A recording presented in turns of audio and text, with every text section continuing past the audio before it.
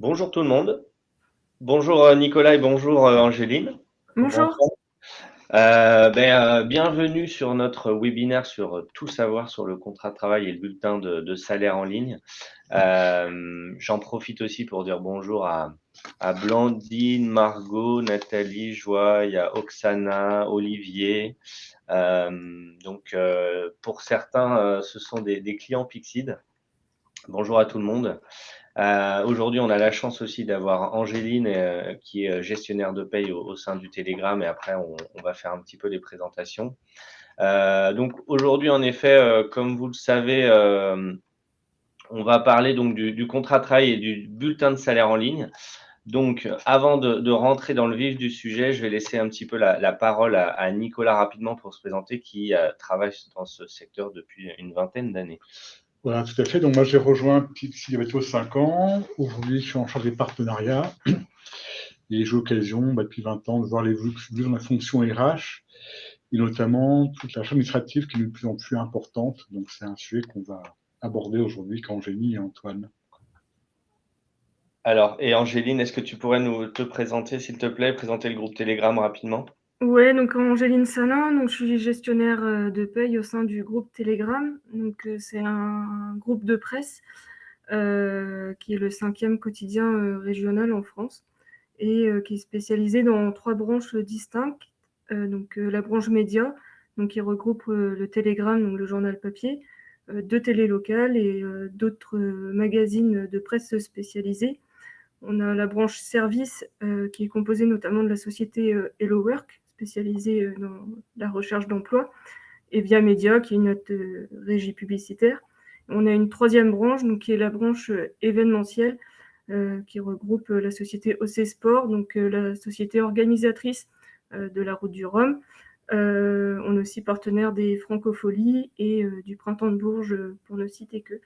Donc voilà, on a entamé cette diversification à peu près il y a 15-20 ans en complément du coup de la presse papier. Et ça représente combien de collaborateurs? Alors sur l'ensemble du groupe, on établit plus de 1200 bulletins par mois. Donc on arrive à 800 salariés, 800 à 1000 salariés sur l'ensemble du groupe. Ouais. D'accord, très bien. Merci beaucoup en tout cas de venir témoigner sur la mise en place d'une solution de dématérialisation et on en parlera tout à l'heure. On va rapidement aussi présenter Pixid. Alors, Pixid, on existe depuis 18 ans.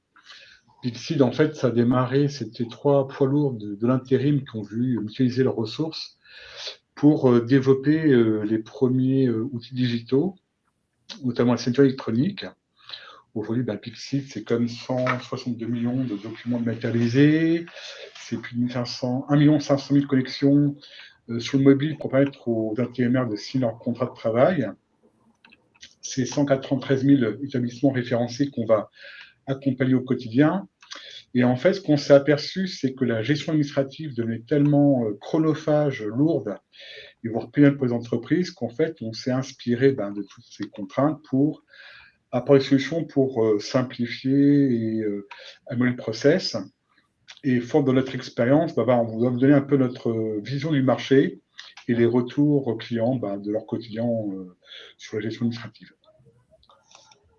Alors en effet, pourquoi Nicolas, on a fait ce webinaire, ça vient d'un contexte un peu particulier RH, hein. Est-ce que tu pourrais Ouais. nous en dire plus sur la pression Alors, en fait, depuis 3 ans, je dirais que le travail des RH est devenu titanesque parce qu'il y a eu la Covid, donc toutes les normes d'hygiène à mettre en place.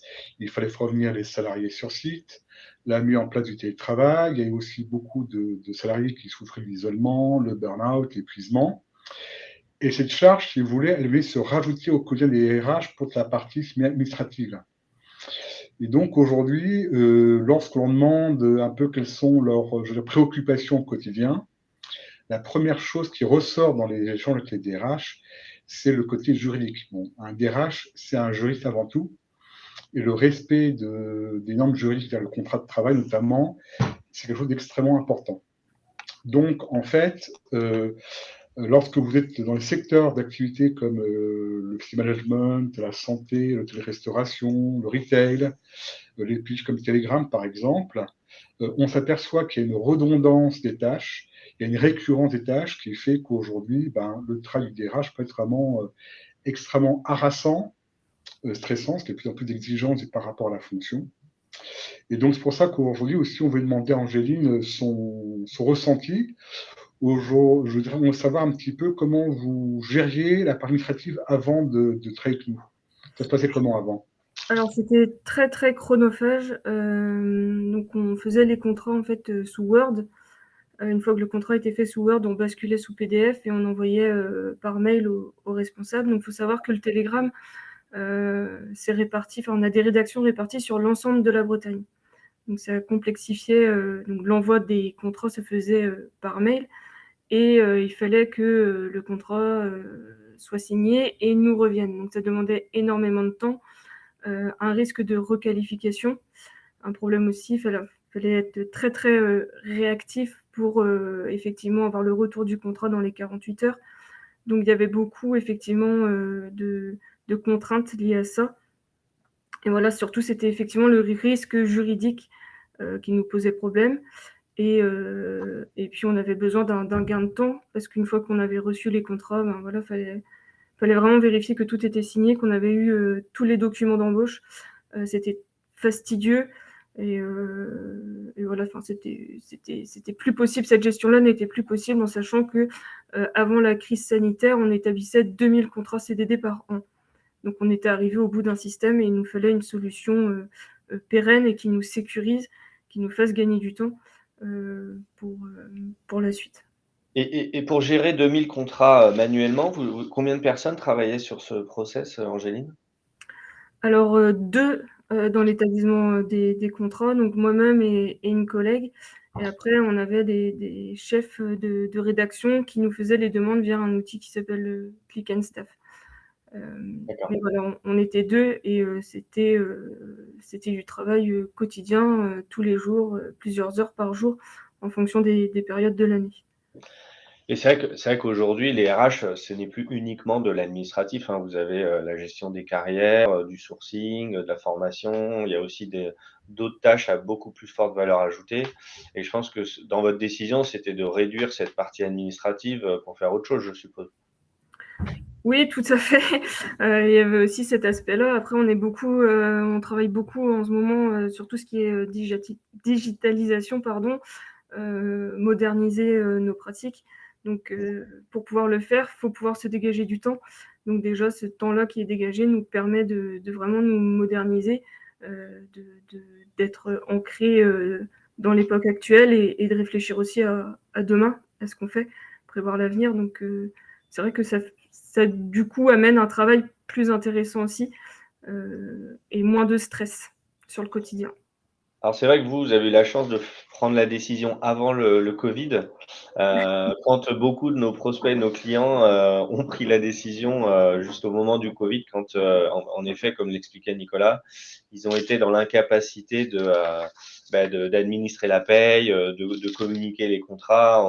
J'ai encore un témoignage d'une dame qui disait qu'elle était obligée de prendre sa voiture en dehors des 1 kilomètre réglementaire pour aller passer maison par maison, faire signer les contrats à des CDD, à des intérimaires, tout ce genre de choses. Donc c'était assez complexe et donc c'est vrai que ça a accéléré un petit peu la mise en place de ce genre de solution après 2020.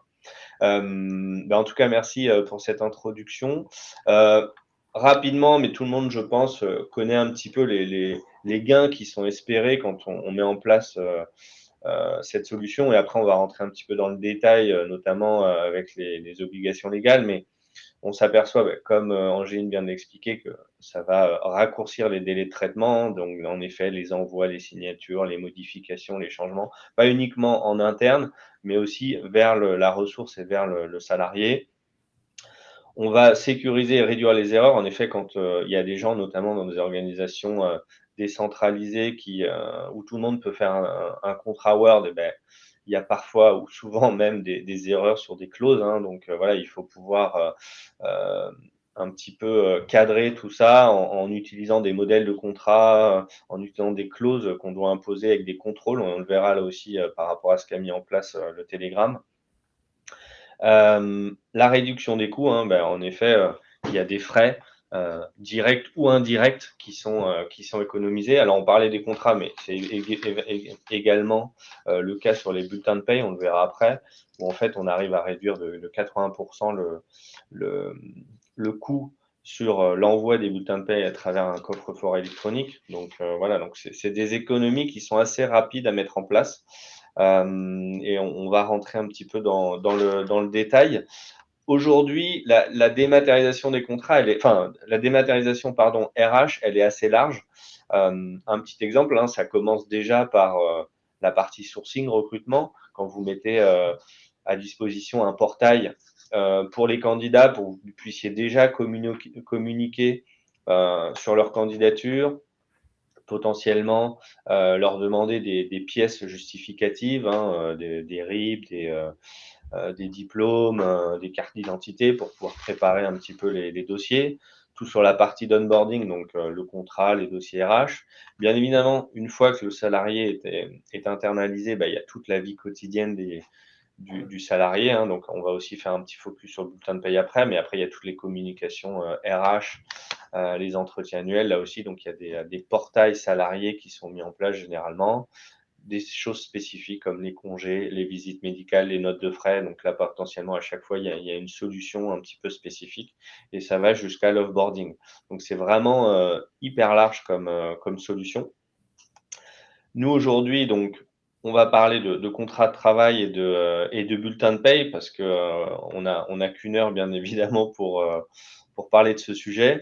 Et donc on va rentrer directement aussi là avec Nicolas sur le temps que l'on perd à gérer le contrat de travail manuellement, s'il te plaît. Alors, quand on veut regarder un contrat de travail, l'outil qu'on va utiliser par définition, c'est du Word. Donc, vous a mis à gauche aujourd'hui le process qu'on rencontre plutôt dans les entreprises, c'est-à-dire le manager fait une demande de recrutement auprès de la CSRH. Une fois qu'on a trouvé la ressource, pour l'engager, il va falloir qu'on lui fasse faire un contrat. Donc, il faut que la RH ait le contrat. Le contrat va parvenir au salarié par voie postale. Après, il y avait sûr toutes les interactions avec le chef de paye, la déclaration auprès de l'URSSAF. Et à droite, en fait, on montre un process digitalisé qui est beaucoup plus simple, beaucoup plus rapide, beaucoup plus efficace. Et en fait, alors pourquoi on met un peu le focus là-dessus, c'est qu'aujourd'hui, Pixi, comme on est expert en flexibilité, on va travailler sur des domaines où les entreprises ont beaucoup de récurrents, c'est-à-dire beaucoup de turnover, beaucoup de entrées-sorties, beaucoup de contrats de travail. Et tout le paradoxe, en fait, dans le droit du travail français, c'est que plus le contrat est court, et plus le formalisme juridique est important. Donc, on va avoir des entreprises qui vont embaucher massivement parce que leur activité est cyclique, ils ont beaucoup de turnover, ils ont l'absentéisme, il faut remplacer les gens. Des délais très courts pour recruter, des délais très courts pour pouvoir faire signer le contrat de travail. Et donc, voilà. Donc, l'objectif, c'est d'aider l'entreprise à les soulager. Alors, forcément, nous, quand on a vu le sujet, on avait quelques questions à vous poser, Angéline, ce sujet.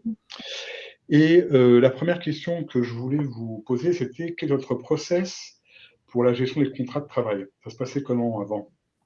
Donc, effectivement, on avait un document Word qu'il fallait faire signer à la direction, qu'on renvoyait par PDF, par mail au chef de service, qui devait charger de faire signer aux salariés. Si effectivement il y avait des choses qui ne collaient pas ou des erreurs, il fallait refaire le contrat, refaire le même process, signature à la direction, renvoyer le contrat dans les agences.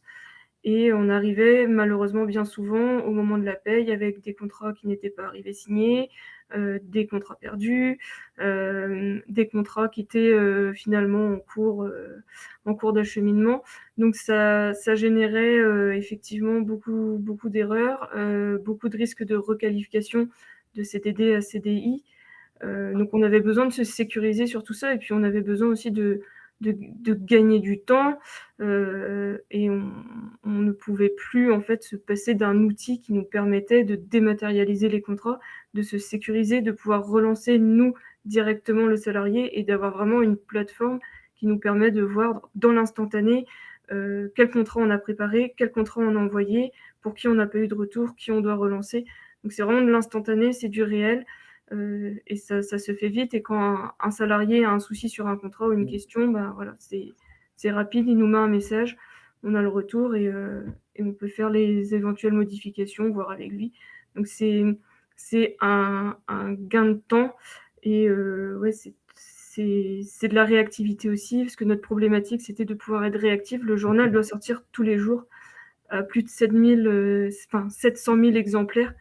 Donc on a besoin de journalistes, on a besoin d'assistants de rédaction, peu importe ce qui se passe, s'il y a des maladies, des congés, voilà, peu importe ce qui se passe dans l'entreprise, on a un journal qui doit sortir. Donc on a besoin d'avoir un vivier de CDD et des personnes qui sont là. Donc voilà, des fois c'est au jour le jour et des contrats dans l'instant qui peuvent être amenés en l'espace d'une demi-heure pour un salarié qui démarre 1 heure plus tard. Donc Et comment vous pourriez nous expliquer ce process qui a évolué? Parce qu'en fait, vous parlez d'un process qu'on voit dans beaucoup d'entreprises, hein, c'est-à-dire le process manuel, on fait un contrat sur Word. Et comment vous pourriez nous expliquer cette évolution au digital? C'est-à-dire que vous avez mis en place une solution, comment ça s'est passé en fait du coup pour vous, au Telegram? Donc c'est un peu une politique globale de l'entreprise de se digitaliser déjà pour des questions économiques, donc de gain de frais de papier, pour ne plus avoir des papiers à traîner un peu dans tous les sens. Donc c'était vraiment d'avoir des solutions communes, se moderniser, avoir une meilleure image auprès de jeunes publics. Donc il y avait cet aspect-là et c'était devenu vraiment un indispensable chez nous de pouvoir ne plus être à la merci des demandes de contrats venant des rédactions, mais d'avoir un outil qui nous permettait effectivement du clé en main et de pouvoir être réactif très rapidement. Et justement aussi, parce qu'on en parlait, et moi j'ai suivi un peu la mise en place, vous avez fait un gros travail sur les templates de contrats, parce que là aussi tout le monde utilisait des templates ou sa version différente de Word. Quand il y a des updates, en fait, vous avez l'update, mais pas vos autres collaborateurs. Donc là aussi, je sais que vous avez fait un gros travail d'optimisation. Ouais, tout à fait. On s'est vraiment posé la question des éléments essentiels de nos contrats pour pouvoir faire nos templates. Ça a été un gros travail. On s'est mis quasiment toute l'équipe, donc on est 5 dans l'équipe, donc on s'est quasiment tous mis à travailler sur ces templates-là pour déjà diminuer le nombre de templates et pour pouvoir être au niveau juridique dans les clous. Donc ça a été un gros travail qu'on ne regrette pas du tout aujourd'hui parce que ça nous apporte un gain de temps au moment où effectivement sur l'outil Pixid on va renseigner les éléments essentiels du contrat. C'est un gain de temps énorme. Donc c'est vrai que le travail sur les templates était long, fastidieux, mais derrière le gain de temps il est là, il est présent. Donc aucun regret d'avoir passé autant de temps sur ces modèles-là. Alors justement, on parle de gain de temps, c'est une question qui m'intéresse parce que en fait, parfois on a du mal à évaluer le temps qu'on fait pour créer un contrat. Est-ce que vous pouvez nous dire à l'époque, est-ce que vous avez une idée à peu près de combien de temps il fallait pour créer un contrat sous Word? Et aujourd'hui, combien de temps il vous faut pour créer un contrat avec Pixid? Sous Word, en fonction du contrat, on pouvait mettre 5 minutes. Alors, il faut savoir que les contrats sous Word, on avait des champs juste modifiables. Donc, on pouvait mettre 5-6 minutes. Sur des contrats plus complexes, facilement un quart d'heure, 20 minutes. Aujourd'hui, sur Pixid, on a toujours les mêmes CDD qui reviennent, donc ça facilite les choses.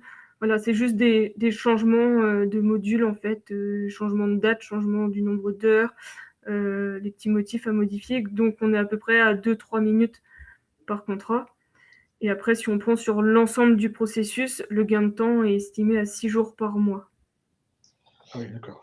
Ouais, parce que c'est vrai qu'on a des fonctionnalités. Si on rentre un petit peu dans le fonctionnel, vous pouvez en fait dupliquer les contrats ou créer rapidement des avenants de modification, de renouvellement. Exactement. Et que quand vous avez des pigistes, vous savez qu'ils vont travailler exactement, faire les mêmes heures demain, avec genre de 15 heures à 20 heures. Vous dupliquez les contrats et vous avez juste à changer le nom, prénom, sachant que bien évidemment tout le dossier de la ressource est enregistré dans la plateforme, donc tous les champs s'affichent automatiquement et sans source d'erreur aussi, sans erreur manuelle, parce que pour avoir fait aussi des contrats un peu dans Word, on se trompe toujours, comme on prend le contrat d'avant, et ben, parfois on change le nom et le prénom, mais on oublie de changer l'adresse ou le numéro de sécurité sociale.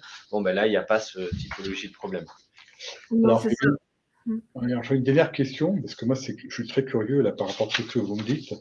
Et puis, ça peut être intéressant aussi pour les gens qui nous écoutent de voir que, bon, voilà, c'est pas, il y a un vrai retour sur investissement. On parle du gain de temps, 6 jours par mois, c'est énorme. Enfin, pour moi, ce que vous dites, hein, ça me paraît quand même très important. Et après, la leçon de coût, parce que par exemple, aujourd'hui, Pixid, on a on a pas mal de demandes dans le nettoyage, par exemple. Et voilà, dans le nettoyage, les gens nous disent, ben nous, compte tenu de nos coûts de fonctionnement, une solution qui peut nous amener à un ROI, c'est important. Donc, est-ce que, par exemple, vous, à votre niveau, nous dire, en termes de coûts, quelle économie vous avez pu constater au quotidien? Alors, j'ai pas été jusqu'à effectivement, enfin en tout cas, j'ai pas les chiffres en tête. Le coût sur un contrat, je saurais pas l'estimer.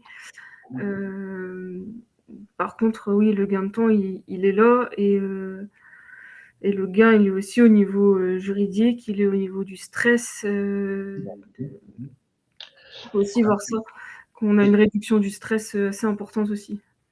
C'est vrai que c'est important et on le verra après aussi, notamment, vous le disiez. En fait, là, vous aussi, à travers un outil comme ça, vous avez la preuve que vous avez remis le contrat aux salariés en temps et en heure, parce que tout est tracé dans la plateforme avec les envois, les notifications par mail. Ce qui fait qu'aussi, vous, ça vous permet de faire un suivi beaucoup plus facile aussi de ça. Et ça évite aussi les salariés de pouvoir se retourner contre vous dans le cas où ils prétendent ne pas avoir reçu le contrat. Juste pour information, hein, nous, c'est vrai qu'on gère 300 000 missions, je ne sais plus combien on fait de centaines, de milliers de contrats par an. Avant Pixid, comme le rappelait Nicolas, c'est la première fonctionnalité de Pixid, c'est la signature de contrat. Avant, 80% de nos clients n'arrivaient pas à signer les contrats en temps et en heure à partir du début de la mission. Et aujourd'hui, on est à 80-90% des contrats qui sont signés en temps et en heure dès le début de la mission. Et comme le rappelait Nicolas, c'est une obligation légale de fournir aussi le document dans les 48 heures sur les contrats courts. C'est pareil sur les intérimaires, c'est très très important d'avoir les contrats de travail signés. Donc voilà, donc c'est vrai que ça, en termes de gains, c'est juridique en tout cas, c'est plus difficile à calculer, mais c'est très important. Et ça fait parfaitement la transition sur justement toutes ces réglementations qui permettent d'être respectées grâce à la mise en place d'un outil. Donc là, encore une fois, la première fonction, c'est la signature électronique. Et donc là, on a un règlement IDAS qui permet justement, alors il y a plusieurs niveaux de sécurité, hein, mais en tout cas, ça permet d'avoir une signature électronique avancée, parce que ça, c'est en France, on a le niveau 2, donc la signature avancée, qui permet donc d'identifier de manière certaine le signataire, d'assurer qu'il est le seul à pouvoir activer la signature électronique et également de ne plus pouvoir modifier le contrat de travail après la signature. Donc, ça va aller certifier le document dans la plateforme et donc on ne va pas pouvoir justement justifier ou ensuite aller au prud'homme avec des changements, ce genre de choses. Bien évidemment, l'opposabilité en justice, donc là, comme je viens de le dire, notamment par rapport au si problème il y a sur le contrat, la signature électronique aujourd'hui, pour simplifier, est équivalente à la signature papier. Et donc voilà, ça permet d'avoir un document sur lequel se baser quand il y a des décisions de justice entre les employeurs et les salariés. Également, bien évidemment, justement, comme le salarié a le droit de, comment dirais-je, le droit de poursuivre son employeur, vous avez jusqu'à 5 ans, vous avez l'obligation de garder les contrats pendant 5 ans, donc la durée de rétention des contrats. Mais à l'intérieur des contrats, bien évidemment, il y a beaucoup de données personnelles, hein, comme le numéro de sécurité sociale, le nom, le prénom, tout ce genre de choses. Donc là aussi, vous avez l'obligation d'être en ligne avec toute la nouvelle réglementation RGPD qui est en place depuis 2018. Et donc là, donc bien évidemment, vous avez collecté ces données à travers les contrats, mais il va falloir bien évidemment les isoler, ne pas donner accès à tout le monde, avoir une date de conservation donc de 5 ans qui est bien respectée avant une purge des données.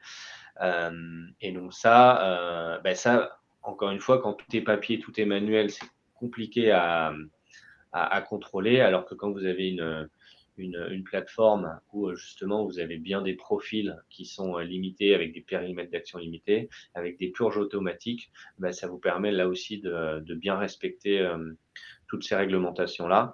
Et bien évidemment, les contrats sont conservés donc, et archivés à valeur légale. Donc, chez nous, chez Pixid, c'est à la CDC Archineo. Et donc là également, ça vous permet de respecter cette partie-là. Donc voilà, donc c'était un petit peu de théorie, mais ça fait pas de mal de le rappeler. On va voir aussi, donc justement, particulièrement sur cette signature électronique là, qu'est-ce que ça apporte, Nicolas, s'il te plaît? Alors concrètement, pour prendre la cause de ce que disait Antoine, en fait, il y a le point de départ, si vous voulez, c'est de se dire que quand on signe un contrat, il faut que la signature, elle soit faite dans les 48 heures à partir du moment où on émet un contrat. Alors, je vais vous donner un exemple auquel j'étais confronté il y a 2 ans. Il y a une entreprise qui m'a contacté, c'est une clinique. Et aujourd'hui, vous savez que le monde médical, c'est un secteur qui est en tension. Il y a une guerre des talents, beaucoup de difficultés pour retrouver des médecins. Et en fait, la clinique me disait, je s'appelle les vacataires, des médecins qui viennent faire des gardes. Et il m'expliquait que lorsqu'il trouvait une ressource, donc un médecin, le contrat devait être émis ici dans les 2 heures. Parce qu'au bout de 2 heures, si le médecin n'avait pas de document d'embauche de la clinique, il y avait la concurrence. Donc aujourd'hui, c'est déjà un facteur, si vous voulez, différenciant en fait de recrutement, où en fait le salarié, le plus vite il a le contrat entre les mains et le plus vite il peut le signer, c'est important. Alors après, vous y mettez une génération aujourd'hui de jeunes salariés qui arrivent sur le marché du travail, qui sont complètement familiarisés au monde du digital et qui, pour eux, aujourd'hui, si le contrat n'arrive pas directement à un smartphone, ça va être un facteur, si vous voulez, discriminant. Il y a tout l'aspect, si vous voulez, aujourd'hui, vous prenez le coût du carburant. Moi, j'avais des échanges dans les secteurs de l'aide à domicile où, compte tenu des salaires, les gens, lorsqu'on propose de pouvoir signer électroniquement le document sur leur smartphone, c'est quand même beaucoup plus simple d'avoir se dépasser. Donc, c'est aussi peut-être un facteur, si vous voulez, qui va permettre de faciliter l'embauche de collaborateurs. Alors aussi, l'autre aspect purement juridique, c'est que quand vous embauchez un salarié, imaginons que le salarié quitte l'entreprise pendant sa période d'essai et que le contrat n'a pas été signé par le salarié, c'est comme du travail au noir. Et donc, du coup, comme expliqué Angéline, c'est une requalification du CDD en CDI. Donc ça, c'est comme aussi un aspect qui est quand même très contraignant.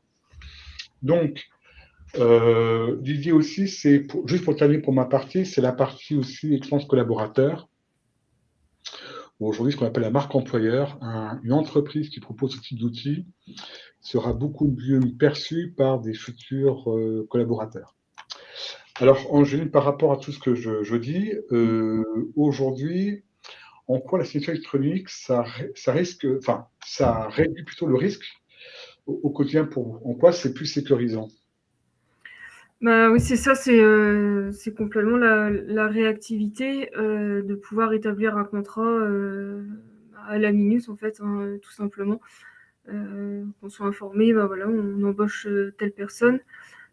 C'est un contrat dans l'urgence parce qu'il y a un arrêt maladie, parce qu'il y a plein d'autres raisons parfois. Et effectivement, ça nous permet d'établir le contrat. Et quand la personne arrive, son contrat, effectivement, il est sur son téléphone. Il n'a plus qu'à le signer. Et voilà, il y a moins aussi de questionnements sur les risques en cas d'accident de travail ou ce genre de choses. qui nous posaient problème, notamment par exemple le week-end. Donc ouais, ça nous sécurise et ça nous permet de voir qu'effectivement que tous les salariés en CDD, en poste aujourd'hui, ont tous signé leur contrat de travail. Donc ça, c'était un point aussi important. Et voilà, après la signature électronique, effectivement, ça fait rentrer dans une entreprise où finalement on a l'image un peu plus moderne, où généralement les ressources humaines ont une image un petit peu vieillotte. Là, du coup, ça modernise un petit peu l'image des ressources humaines.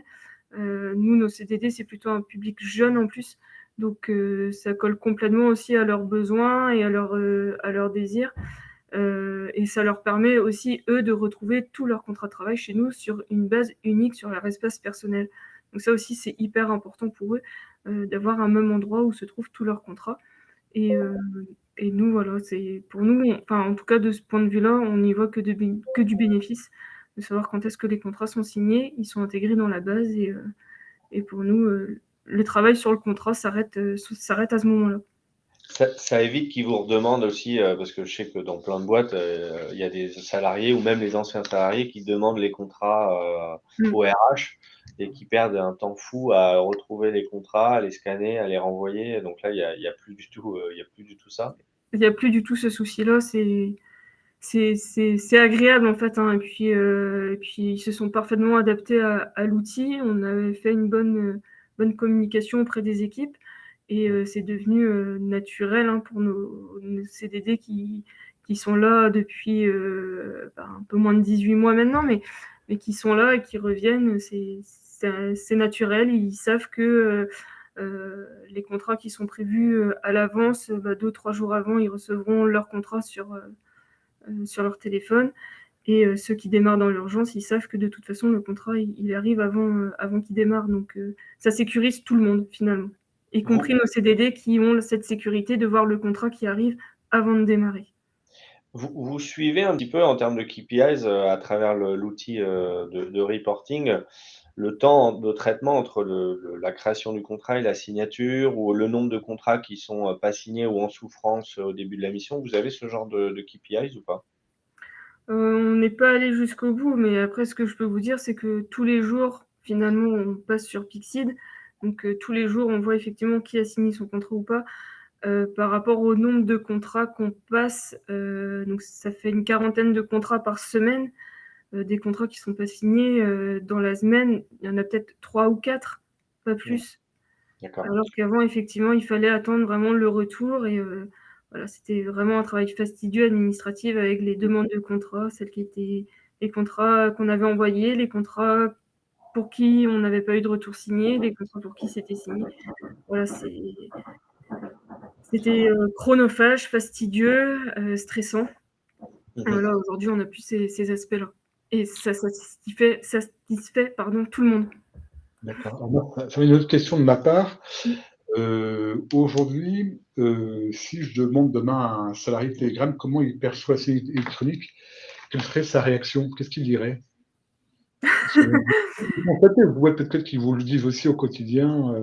Ouais, non, ils trouvent, en tout cas, ils trouvent beaucoup plus simple cette solution-là, notamment les salariés qui étaient présents au moment de la bascule, qui ont vraiment apprécié le changement, surtout que voilà, la bascule, elle s'est faite juste avant le Covid, donc ça tombait vraiment à pic. Ça nous a vraiment, vraiment sauvé la mise pendant la crise sanitaire. Je ne sais pas comment on aurait pu gérer autrement. Donc, c'est vrai que cette bascule faite juste avant la crise sanitaire, ça a été un vrai bénéfice.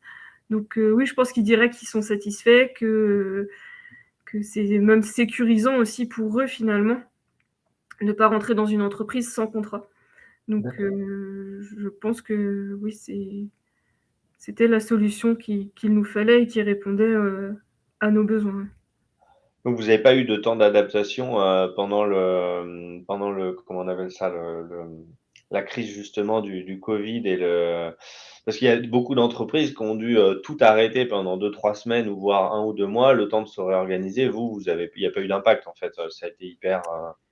Et après, il y a eu des impacts parce qu'effectivement, l'essentiel de nos salariés s'est retrouvé en télétravail. Il y avait très très peu de personnes en fait au siège à Morlaix, dans nos rédactions extérieures. Donc ça a été surtout un impact de réorganisation pour protéger nos équipes et au siège protéger les personnes qui sont à l'imprimerie, qui impriment tous les jours le journal. Donc il y avait cette grosse crainte-là. Donc nous, notre premier objectif, c'était de protéger cette population-là et que l'ensemble du personnel puisse télétravailler. Donc effectivement, si on avait dû imprimer nos contrats, les faire signer par la direction, les envoyer par mail, les réceptionner, ça aurait été extrêmement difficile de pouvoir le faire. Là, du coup, ça a été accepté par l'ensemble et puis ça a facilité aussi, je pense, les choses. On avait besoin à ce moment-là d'un outil de dématérialisation des contrats et finalement, le Covid a aidé à mettre en place ça, entre guillemets, mais ça nous a mis dans le bain, effectivement. D'accord, non, mais merci beaucoup pour ce témoignage. On va passer maintenant au bulletin de salaire électronique. Là, c'est un sujet qui est complémentaire, vous allez voir, vous allez trouver beaucoup de similitudes avec le contrat. Pourquoi? Parce que là aussi, il y a une charge administrative importante. C'est pour ça que beaucoup d'entreprises externalisent cette tâche. Mais pour celles qui l'internalisent, voilà, il faut gérer toutes les données personnelles, vérifier les éléments variables de paye, produire donc bien évidemment les salaires, les imprimer, les mettre sous pli, les affranchir, les déposer. Certains aussi vont faire de la remise en main propre. Donc tout ce genre de choses est également très chronophage. On voit que là, c'est le temps moyen d'une personne pour la gestion des impressions, du tri et de l'envoi, c'est à peu près 5,2 heures par mois pour 100 bulletins de paye. Donc là, encore une fois, Angéline, vous nous disiez qu'il y avait 800 à 1000 bulletins de paye par mois. Ouais, imaginez le temps aussi perdu sur cette tâche-là, sachant qu'on est assez en retard en France. Nicolas, est-ce que tu pourrais nous en dire plus? Alors, c'était très intéressant parce qu'un de nos partenaires Altea avait fait une étude à l'époque en 2018 où il disait que seulement 20% des entreprises françaises adoptaient le bulletin de salaire électronique. Et à ce jour, si on utilise les chiffres, on est simplement à 30%. Donc, on peut dire que la France est encore un petit peu à la traîne par rapport à d'autres pays. Alors, nous, aujourd'hui, on a quelques arguments à mettre en avant parce que c'est vrai que il y a un côté psychologique, c'est-à-dire que le salarié, il aime bien imprimer son bulletin de salaire pour l'avoir sous la main. Moi, j'ai un client avec qui discuter qui met les deux arguments, un argument très intéressant, c'est qu'il disait, par exemple, lorsqu'un salarié se fait faire un prêt auprès de la banque, il doit fournir des bulletins de salaire. Et ces bulletins de salaire, demain, si je veux aller voir un prestataire de paie, il peut me faire un bulletin de salaire complètement fantaisiste, avec des revenus qui sont absolument pas réels, et notamment pour des gens qui cherchent une location, parce que le propriétaire demande des documents pour pouvoir sur de la personne qui va vous louer un appartement, par exemple. Et le bulletin de salaire électronique, ça fait que votre bulletin, en fait, comme il est mis dans un coffre-fort électronique, il y a un certificat comme quoi l'opération est certifiée conforme, et du coup, le bulletin de salaire devient évidemment une preuve juridique.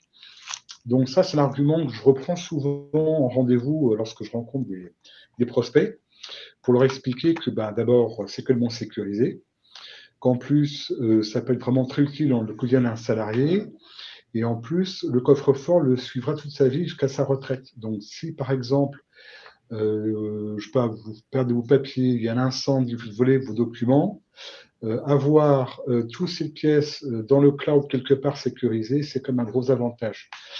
Voilà, donc je pense qu'avec un peu de pédagogie pour les DRH qui nous écoutent et qui auraient un peu de mal à faire adopter ce processus, il y a peut-être des arguments à mettre en avant. Et là, un petit peu comme le disait Angéline, aujourd'hui, nous, chez Pixid, on dématérialise plusieurs centaines de milliers de bulletins de paye par mois, donc sur des très grands comptes comme sur des comptes plutôt moyens. Le taux de satisfaction d'adoption des salariés, il est aux alentours de 95%. Donc c'est vrai que c'est quelque chose qui est très apprécié des salariés. Pourquoi? Parce que, comme le rappelle Nicolas, c'est aussi hyper simple d'utilisation. On les reçoit directement sur son téléphone et sur son application mobile. On a à peu près 2 millions de bulletins de paye téléchargés par an depuis l'application mobile Pixid, justement pour pouvoir la fournir, comme l'explique Nicolas, à tous les organismes un petit peu, soit d'emprunt, soit de location, soit voilà, que vous avez. Et donc, c'est hyper facile aussi à pouvoir justement montrer ces bulletins de paie, les rendre à disposition d'organismes publics ou privés. Donc là aussi, c'est très important. Et puis, c'est rapide. Enfin, il faut rappeler aussi que c'est hyper rapide à mettre en place et les gains sont rapides aussi. Là, on avait une analyse, on a calculé un ROI, pareil, avec un client sur 1000 salariés. Donc eux, ils faisaient tout en interne, hein, donc même l'impression, l'enveloppe, l'affranchissement, ils externalisaient pas cette partie-là. Plus la main-d'œuvre, hein, qui est dans les équipes RH, qui doit gérer ça, donc des gens comme Angéline de gestion de paye. Bah là aujourd'hui, ça coûtait à peu près 30 000 € avant. Et donc là, avec juste l'abonnement de la solution, une intégration automatique tous les mois, c'est à peu près 6 000 € d'abonnement. Donc ça fait une économie de 24 000 € qui est mise en place dès la première année pour 1000 salariés à peu près. Donc voilà, c'est une économie de 80%. Généralement, on le voit aussi, c'est parfois le contrat ou le bulletin de paie, c'est le premier pas vers la démat avant d'aller vers autre chose et vers des solutions qui sont plus globales et plus complètes. Mais voilà, c'est encore un rappel à tous ceux qui nous écoutent que c'est assez simple à mettre en place et notamment pour les directions, ça leur permet de montrer des économies réelles hyper rapides. On va rentrer justement pour pouvoir convaincre la direction, et là donc avec Nicolas et Angéline, commence pas justement cette phase de décision, même si Angéline l'a rappelé un petit peu comment vous l'aviez réfléchi en 2019, parce que vous avez été pas précurseur, mais vous l'aviez quand même, ça fait déjà 4 ans que vous utilisez la solution. Donc comment se passe justement cette réflexion et cette décision, notamment avec la direction? C'est une réflexion qui est globale, c'est une volonté qui est impulsée par la direction, qui est retransmise aux équipes. Donc à partir de là, nous, avec l'équipe, on se pose la question, effectivement, voilà, qu'est-ce qu'on peut digitaliser, où on peut gagner du temps. Donc les contrats de travail, c'était notre gros point noir. Donc c'est là que la réflexion a été impulsée donc, par Jackie Prigent et Stéphanie Kermel, qui ont été les premiers donc, à prendre contact effectivement avec vous, voir quelles solutions vous pouviez nous apporter. Et à partir de là, effectivement, il y a eu tout le cadrage du projet. Et effectivement, Pixid a répondu aux besoins avec une souplesse, avec une compréhension aussi de nos problématiques en interne pour mettre en place une solution qui colle complètement à nos problématiques. Donc voilà au départ comment le projet a été impulsé. Et c'est vrai que là, vous l'avez fait en interne. Après, il y a des groupes ou des entreprises qui sont encore plus importantes que vous, qui font souvent aussi appel à des cabinets de consultants pour pouvoir justement identifier ces pains, redéfinir un petit peu des process pour optimiser, les améliorer, puis ensuite faire un cahier des charges. Donc là, il y a pas vraiment eu cette partie-là. Mais je me rappelle aussi, enfin, juste pour rappeler à tout le monde aussi, Telegram utilisait aussi d'autres solutions Pixid avant sur d'autres problématiques. Donc c'est vrai que c'était aussi plus simple d'avoir une solution unique pour gérer notamment votre recours à l'intérim, mais également la sécurisation des contrats CDD. Bien évidemment, une fois la décision prise, il y a cette phase de déploiement, hein. Donc là, on va aller importer les données de tous vos salariés existants au début du comment dirais-je, du projet. On en a déjà parlé, mais je préfère le rappeler, et notamment dans la partie contrat, il y a la mise en place de templates avec des clauses pour pouvoir justement aussi réduire le nombre de templates utilisés dans une organisation. Bien dire ces templates, on l'utilise pour telle entité, d'autres templates pour d'autres entités. Bien limiter ça pour éviter tout ce genre de risque dont on a bien évidemment déjà parlé. Pour les bulletins de paye aussi, alors là, on peut choisir aussi ces modèles d'intégration, hein. Ça peut être à partir d'un fichier unique, ça peut être des intégrations API, ça peut être des intégrations XML. Voilà, il y a plein de choses aussi qui sont pour pouvoir s'adapter, bien évidemment, à votre outil de paye et à votre mode d'extraction des données. Donc ça aussi, il faut mettre en place ça durant le durant la phase projet. Je crois que vous, Telegram, vous aviez fait une phase pilote aussi, hein, sur un Tout scope à un peu fait. plus gros. On a été en phase pilote et ça nous a énormément aidé. C'est pareil, on avait passé beaucoup de temps à tester toutes les templates sur différents modèles de contrats, en intégrant d'autres problématiques, des petites.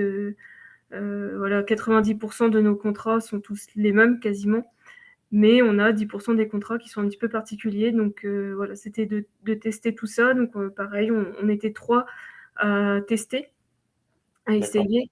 Donc on a passé aussi beaucoup de temps sur cette phase pilote et finalement, une fois que Pixid nous a été livré en phase de production, et ben, tout fonctionnait. Donc voilà, Il y a eu des petites adaptations, hein, je crois, pour justement oui, aller encore plus loin par rapport à votre besoin?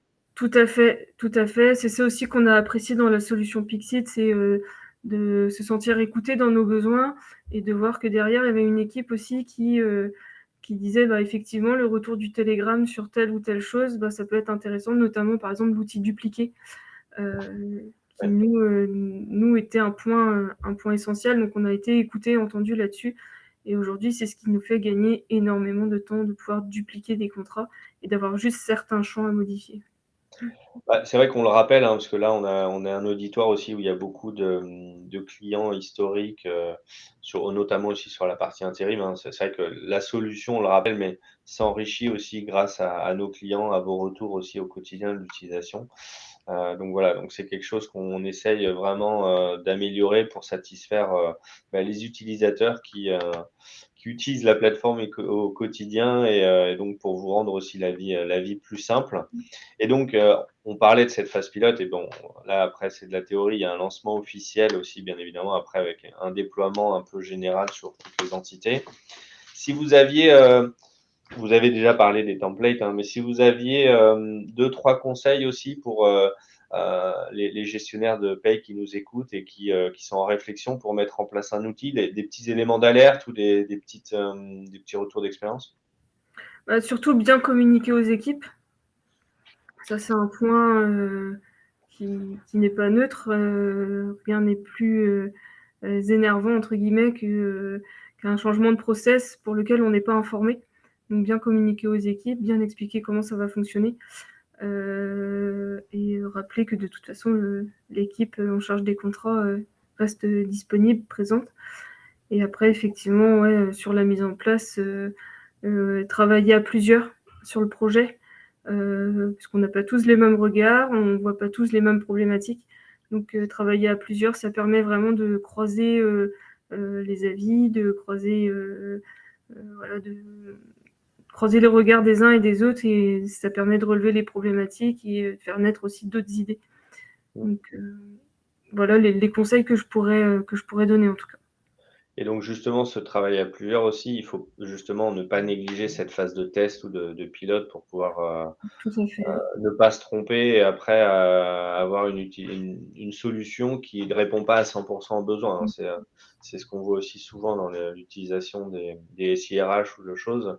On fait parfois des choix par défaut ou les choses qui n'ont pas été, comment dirais-je, partagées par tout le monde et où tout le monde n'a pas validé. Donc ensuite, on a aussi des petites réticences à utiliser les solutions et donc ça fait des gros blocages. Oui, c'est ça. Maintenant, on avait communiqué en amont aux équipes qu'on travaillait sur cette solution-là. Donc, Mmh. c'est quelque chose qui a été effectivement aussi expliqué bien avant à nos équipes pour pas que le changement soit brutal et qu'ils soient déjà préparés à cette évolution-là. Mmh. Bah, en tout cas, merci. Je vois le temps qui tourne. J'aimerais bien un petit peu conclure rapidement avec Nicolas avant de passer aux questions, réponses. Heu, Aujourd'hui, on a parlé du contrat de travail et du bulletin de paye, hein, et donc vous voyez que le contrat de travail, c'est un peu le process, final d'un process de recrutement un peu, qui a commencé avec la création du besoin et de l'offre. Alors, chez Telegram, vous avez un vivier de CDD auquel vous faites appel, mais parfois, il y a des entreprises qui ont besoin d'aller publier les offres en externe pour pouvoir avoir des nouveaux candidats. Donc, on voit que ça s'inscrit dans un projet global, dans un process global, avec la gestion des candidatures, la sélection des profils et donc justement la contractualisation directement dans la plateforme. Et bien évidemment aussi sur la partie dématérialisation, portail salarié qu'on propose notamment à travers Pixid. Le bulletin de salaire n'est pas uniquement le document aussi qui est partagé durant la vie du salarié une fois qu'il est internalisé, qu'il a signé son contrat, mais bien évidemment, il y a tout autre échange de documents qu'on peut également signer à travers la plateforme. Les échanges de documents vont de l'employeur vers le salarié, mais également du salarié vers l'employeur. Donc ça, c'est quelque chose qui est assez pratique à travers une application mobile ou à travers la solution web. Et donc ça, c'est des choses aussi où on accompagne les entreprises justement. Parfois, on commence par un module et après, on étend les services sur des choses plus larges. Donc, il ne faut pas oublier aussi d'avoir cette réflexion quand vous mettez en place. On a beaucoup souvent d'entreprises qui vont utiliser une dizaine de solutions différentes, une solution de signature, une solution de création de contrat, une solution d'onboarding, une solution de démat de bulletin de paye, voilà, à chaque fois qui sont différentes. Et voilà, ça crée aussi de la complexité. Donc, il ne faut pas oublier ça dans votre réflexion.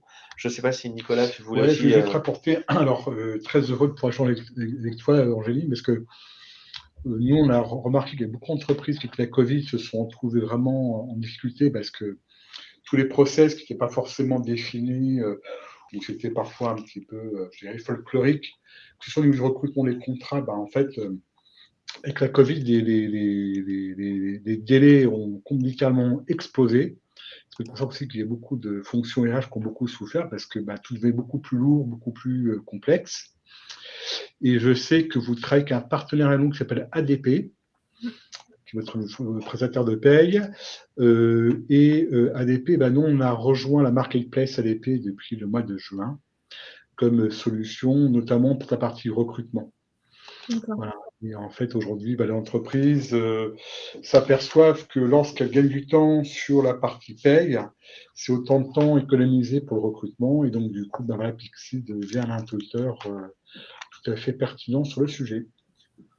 Oui, c'est important aussi d'avoir des éditeurs qui se parlent avec des connexions standards et notamment avec API qui partagent les données en fait en plusieurs solutions. C'est vrai que chez Pixid, on fait un gros travail de partenariat avec tous ces éditeurs-là. Pourquoi? Pour pas que vous nous utilisiez comment dirais-je, dans un mode complètement isolé en village gaulois sans partager l'information avec les autres systèmes, notamment quand votre process, vous utilisez plusieurs solutions. Donc ça, c'est quelque chose aussi qu'on met l'accent chez Pixid. En tout cas, merci à tout le monde de nous avoir écoutés. On peut répondre à quelques questions s'il y a des choses qui n'étaient pas claires, bien évidemment. Donc, on a 11 qui dit: y a-t-il une purge automatique des données personnelles dans Pixid? Alors oui, Pixid est une plateforme donc, qui sous-traitante. Donc, on est sous-traitant de vos données. Donc, bien évidemment, on va vous aider, comme je l'ai dit précédemment, à ce que vous soyez en ligne avec la réglementation RGPD. Et donc, on va purger, bien évidemment, toutes les données personnelles au-delà de la limite légale de conservation. Et donc, ça va permettre de respecter toute cette réglementation, notamment l'obligation de droit à l'oubli, qui est obligatoire. Donc, oui, la plateforme… Alors après, vous pouvez aussi paramétrer des choses qui sont même plus courtes que leur réglementation, par exemple 3 mois au lieu de 6 mois. Enfin, vous pouvez choisir tout ce genre de choses, mais en effet, la plateforme va automatiquement purger les données. Et donc, ça, c'est au moment du paramétrage qu'on met en place ça avec le client.